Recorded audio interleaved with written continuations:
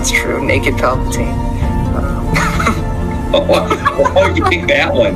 Fresh out of the clone tank, nude Palpatine is my Well, that's the first thing I think of when you say Dark Empire Palpatine.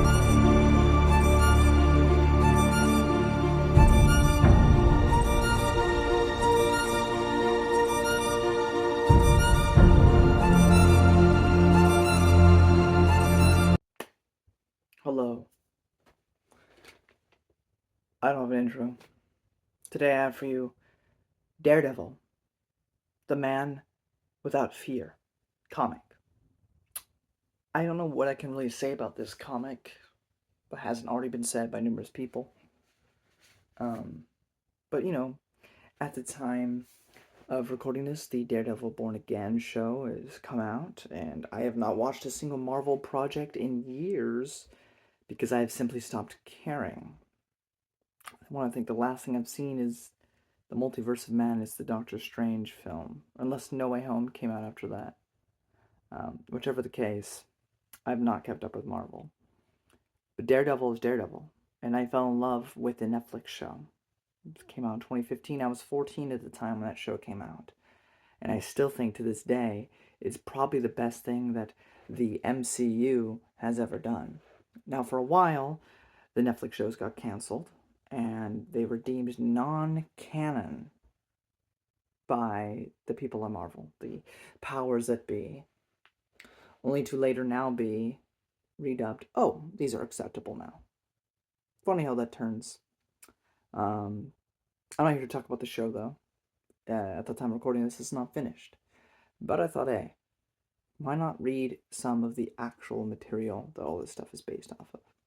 So, watch a few videos, you hear about some of the best, and The Man Without Fear by Frank Miller is often dubbed the origin story that should be read for Daredevil. So here I am. Now, a lot of this stuff, like I already know, if you've watched the Netflix show, seasons 1 and 2 primarily deal with the stuff that is in here, from Daredevil's origins to the Elektra and all that stuff. All that stuff is kind of dealt with in those 2 seasons. So if you know that, you already kind of know this story. But there are little nuances that make this a little bit better, or a little bit more interesting than, like, at first when I started getting into it, I was like, why am I going to read this?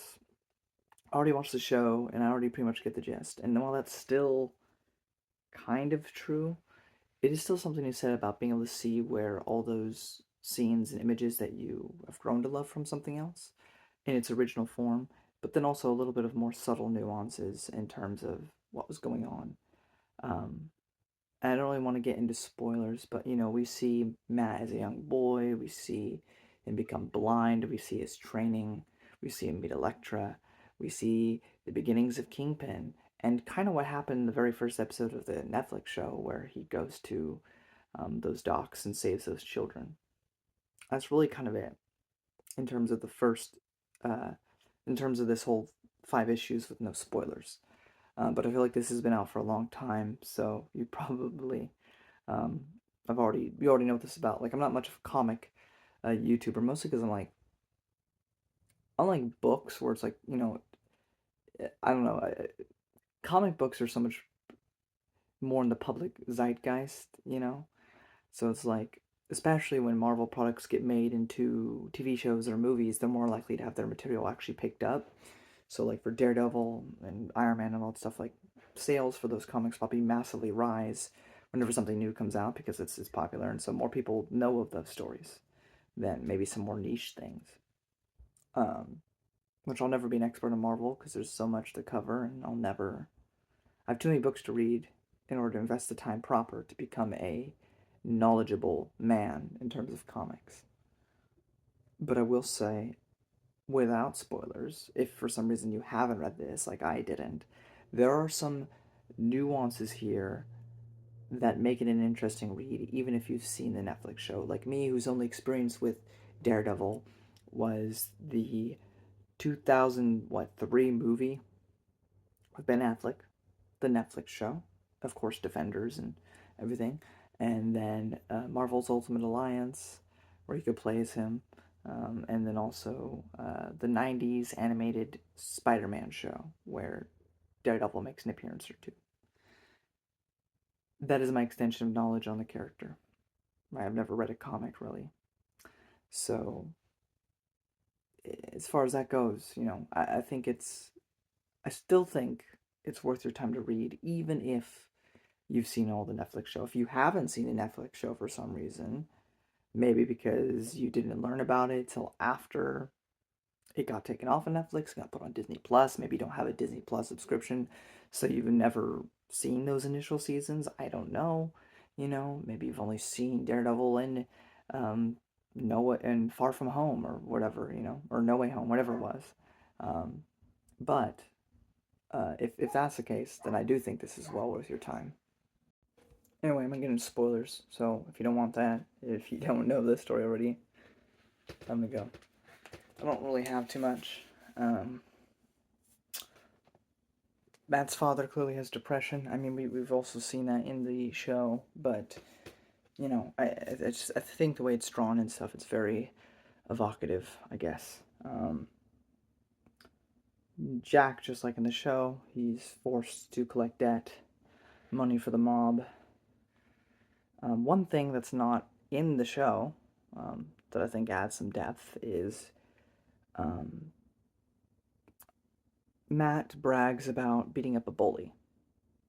And so, in response, I'm assuming he had been drinking.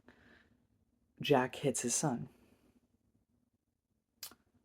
And Matt runs off, kind of stays alone for a while and just kind of like thinks through this. And this is like so much for a kid to be thinking about. But if his dad could do something like that, then, kind of everybody's corruptible.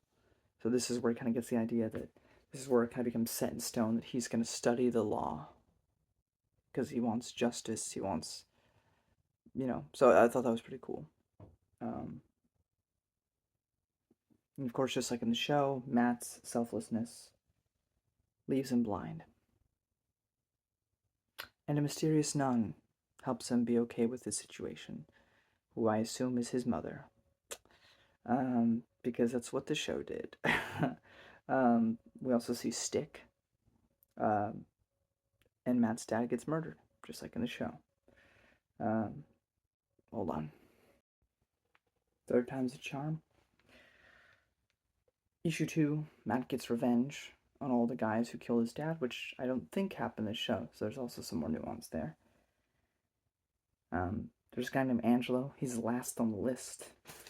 Now, they don't explicitly say it's either a strip club or sort of, probably rude to say so, but it was like the 80s or the 70s whenever this came out, so maybe a whorehouse, Not exactly sure.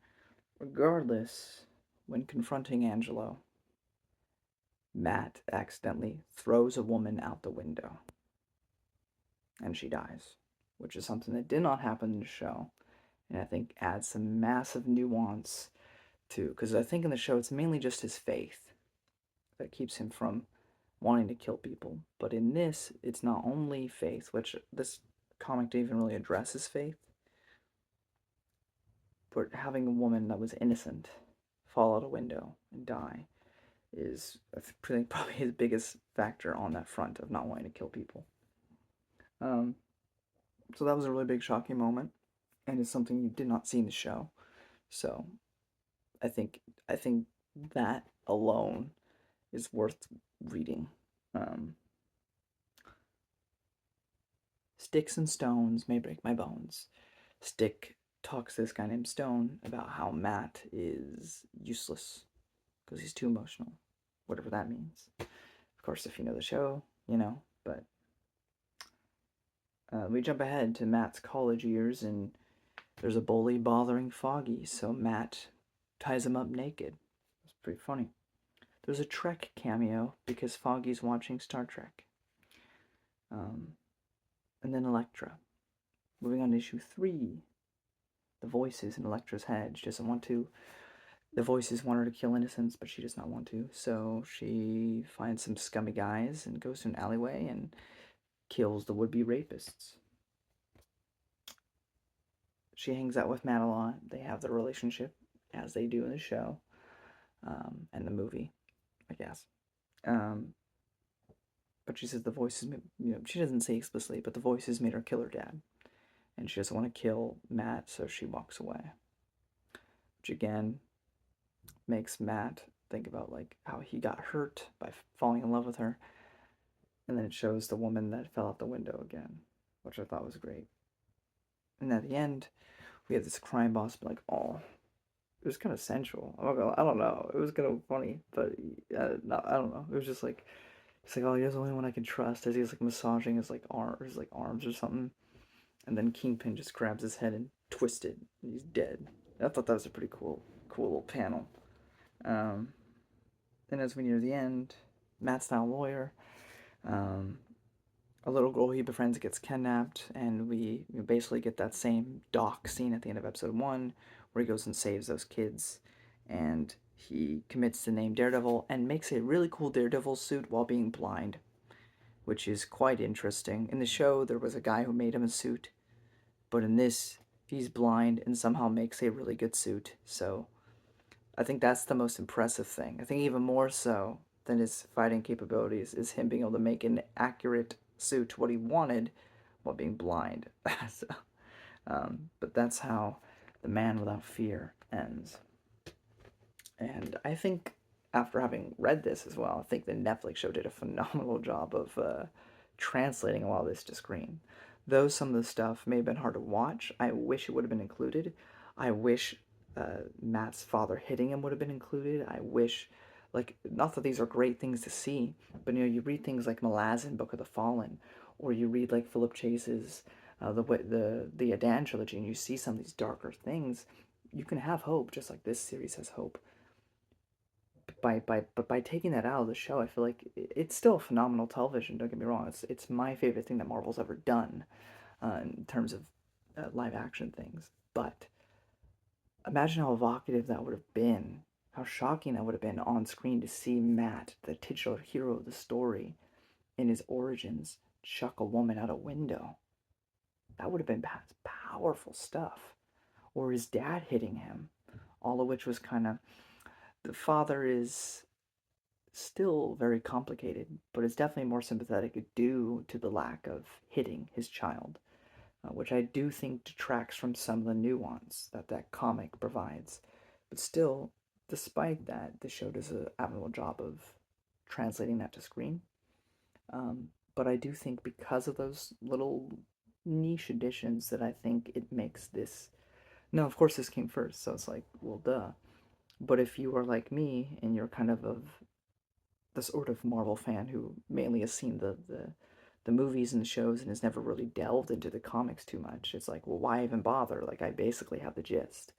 Well, here's some of the reasons why I think it's still worth your time to see some of the original stories. And so, that's my thoughts.